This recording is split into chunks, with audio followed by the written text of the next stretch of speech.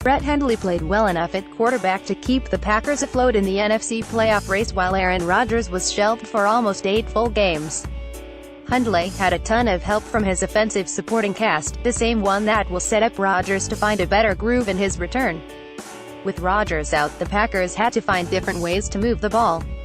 The 34 record in his absence is not great, but in the end, the Packers, now 76, fell to opponents above .500 and defeated the bottom feeders they should have beat. Week 15 NFL picks against the spread straight up, facing the 94 Panthers on the road in Week 15 is a tough first matchup for Rodgers in his return. But the quarterback doesn't need to shoulder as much of a load to get Green Bay a victory. There were 4 important developments for the Packers offense as they adapted to survive without Rodgers. Running back Jamal Williams' emergence to backfield dominance. Williams has taken the flashes of Ty Montgomery earlier in the season and fellow rookie Aaron Jones in the middle of the season and put them all together as a more complete feature package.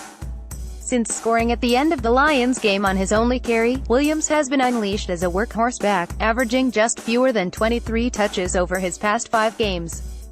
The rushing yards haven't been easy to grind out, given defenses were stacking up to stop the run and forcing Hundley to pass. But Williams has compensated with an amazing impact as an outlet receiver. The Packers have remained committed to the run, all the way through the red zone, and in back-to-back overtime victories. In the 6 games with Rodgers, the Packers ran an average of 22.2 times per game, averaging 4.0 yards per attempt with 4 rushing TDs. In the 7 games Hundley started, those numbers were up to 26.1 and 4.7, respectively, with 9 rushing TDs. Granted, some of that is tied to Hundley running more than Rodgers would, but there is no doubt Williams has been a more effective all-around back than either Montgomery or Jones. With Rodgers back, Carolina can't afford to commit an extra defender to the box, and the Panthers are set up to be more susceptible to deep shots off play action, a concern for a struggling secondary. Consider the Packers averaged only 6.1 yards per attempt with Hundley, down from 7.2 with Rodgers. Number 12 is positioned to significantly increase his previous number from this season, Davante Adams playing like a no. One wideout Jordy Nelson, given his great long-time chemistry with Rodgers, was rendered a receiving non-factor with Hundley. He's been a blip in the box score even as a possession type for the more dinking and dunking Hundley. No Packer will welcome Rodgers more for the sake of his own production and impact. But at the same time, Adams has revved up his season, sparked by an instant connection with Hundley. Earlier in the year, Adams was doing little damage beyond the red zone. He has become an efficient target monster all over the field, making clutch plays and racking up good yardage after the catch. In addition, Randall Cobb has looked healthier and has popped up as a Jarvis Landry-like short catch specialist in the middle of the field. With Adams hot, Cobb being more involved and Nelson and Ace in the hole waiting to explode again, Rodgers is set up for more consistent and explosive receiving help. Offensive line continuity and stability. Left tackle David Bakhtiari has shaken off early injury issues and has been among the league's best at his position.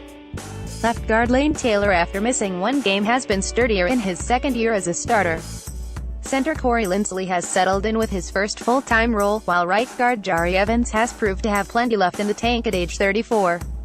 The big concern has been right tackle Jason Spriggs, who was teetering on being a second-year second-round draft bust before being forced into his starting opportunity with Brian Bulaga lost for the season.